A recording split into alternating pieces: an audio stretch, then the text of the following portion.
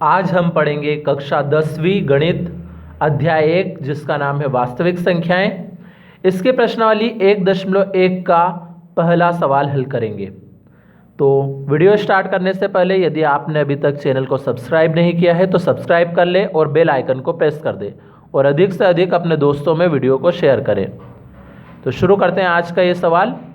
सवाल है, निम्नलिखित संख्याओं का HCF ज्ञात करने के लिए यूक्लिड विभाजन एल्गोरिथ्म का प्रयोग कीजिए।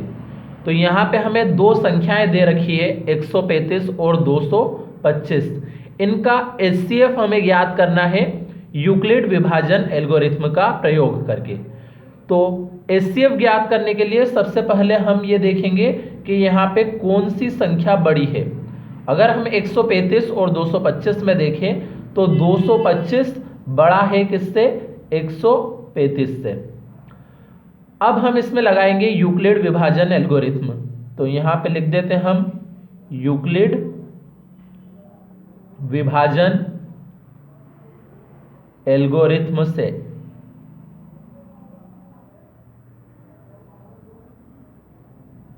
यूक्लिड विभाजन एल्गोरिथ्म से। अब यूक्लिड विभाजन एल्गोरिथ्म होती क्या है, ये हमने उदाहरण 1 में देखा था। पिछला जो सवाल किया था उदाहरण 1, उसमें हमने देखा था यूक्लिड विभाजन एल्गोरिथ्म क्या होती है।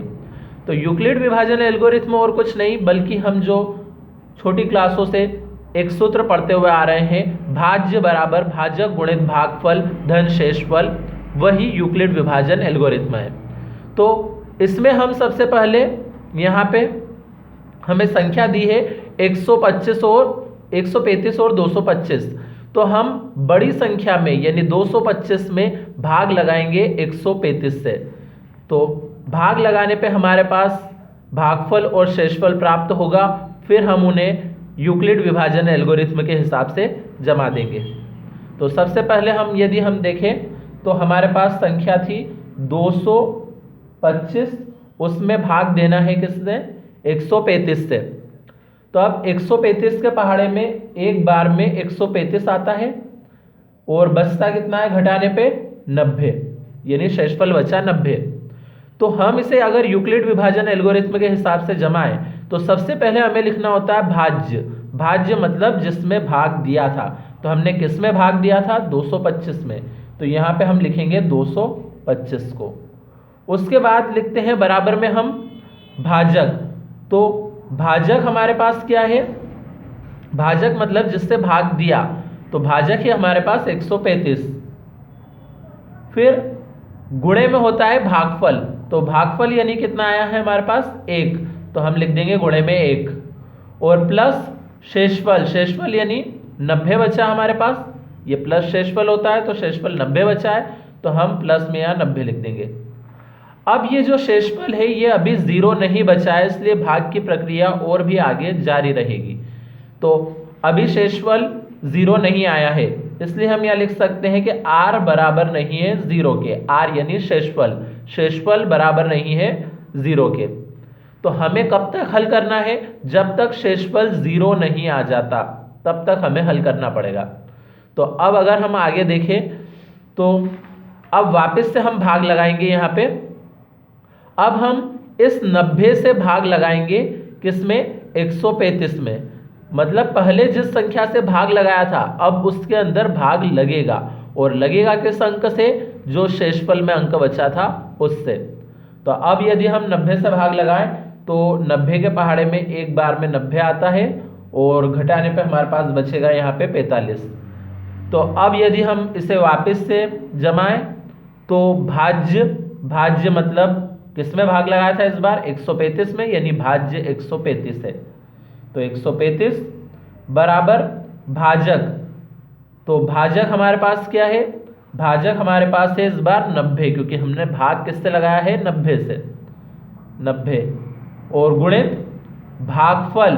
तो भागफल कितना आया है इस बार भी? 1 आया है, तो भागफल में हम लिख देंगे 1। और फिर प्लस में होता है शेषफल। तो शेषफल इस बार हमारे पास कितना बचा है? 45।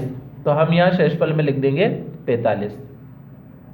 अब यहाँ अगर अभी भी देखें तो शेषफल 0 नहीं आया है, इसलिए हम लिख देंगे कि r बराबर नहीं है 0 के।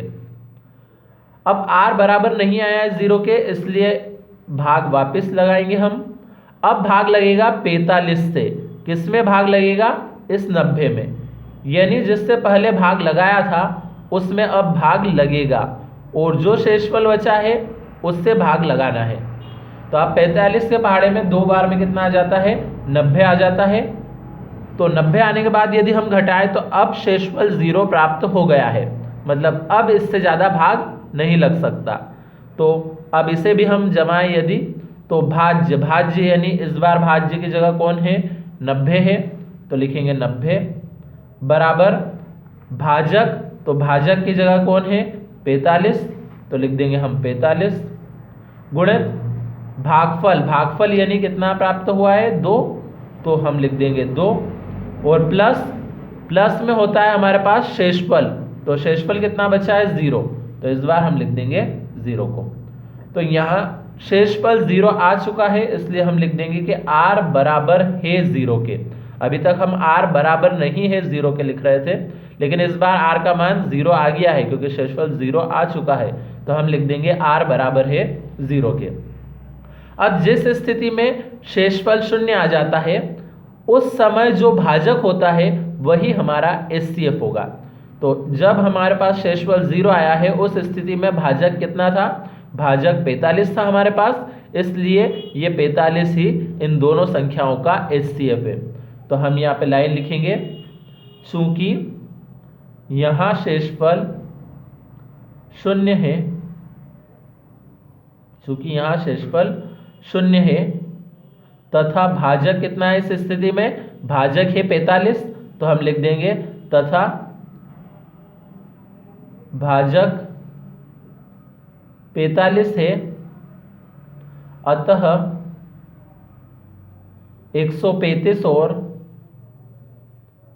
225 का HCF बराबर 45। तो जिस स्थिति में शेषफल 0 आता है उस स्थिति में जो भाजक होता है वही हमारा HCF होगा, यानी HCF आया 45। अब हम इसके दूसरे सवाल को देखते हैं। दूसरे सवाल में हमारे पास संख्या दी है 196 और 38,220, ये हमें संख्या दी है इस बार। तो अब सबसे पहले तो हमें वही करना है कि दोनों में से बड़ी संख्या कौन सी है उसे पहचानना है। तो यहाँ यदि हम देखें तो 38,220 ये बड़ी संख्या है किससे? 196 से। तो अब हम इसमें यूक्लिड विभाजन एल्गोरिथ्म का प्रयोग करेंगे। तो यहाँ हम लिख देते हैं यूक्लिड विभाजन एल्गोरिथ्म से, यूक्लिड विभाजन एल्गोरिथ्म से। अब इसमें यदि हम यूक्लिड विभाजन एल्गोरिथ्म लगाएं तो सबसे पहली चीज बड़ी संख्या कौन सी है हमारे पास? इस बार 38,220 ये बड़ी संख्या है।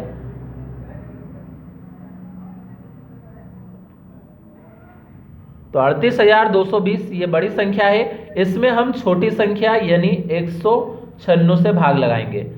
तो 196 से यदि हम भाग लगाएं तो सबसे पहले एक बार में भाग लगता है, एक बार में आता है 196, और जब हम इसे घटाते हैं तो हमारे पास यहाँ पे बचेगा 186। अब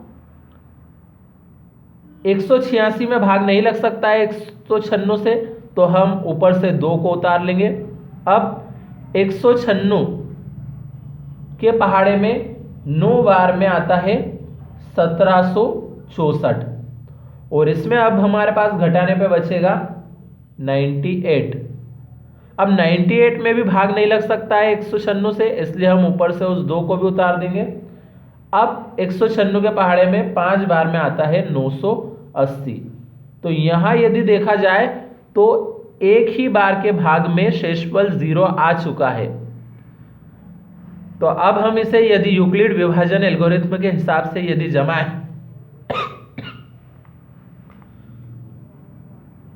तो सबसे पहले हमें लिखना है भाज्य। तो भाज्य कितना है, भाज्य है हमारे पास 38,220। तो हम लिखेंगे सबसे पहले यहाँ 38,220। फिर लिखना होता है बराबर में हमें भाजक। तो भाजक कितना है, भाजक है 196। तो हम लिखेंगे 196 गुणित भागफल कितना प्राप्त हुआ हमें 195। तो हम लिखेंगे 195 और प्लस शेषफल लिखना होता है। तो शेषफल हमारे पास क्या बचा है, शेषफल 0 आ चुका है। तो हम लिख देंगे यहाँ 0। अब इस बार r 0 के बराबर आ चुका है, इसलिए पहली स्टेप में ही यहाँ पे हम लिख देंगे r बराबर है 0 के। अब जिस स्थिति में शेषफल 0 होता है उस समय जो भाजक होता है वही उन संख्याओं का एचसीएफ होगा। तो इस स्थिति में अगर हम देखें तो भाजक क्या था हमारे पास 196 था, यानी 196 ही इसका एचसीएफ होगा। तो हम फिर से वही लाइन लिख लेते हैं यहाँ पे, चूंकि यहाँ शेषफल 0 है तथा भाजक 196 है। तो शेषफल 0 है और इस स्थिति में भाजक कितना है 196 है। अतः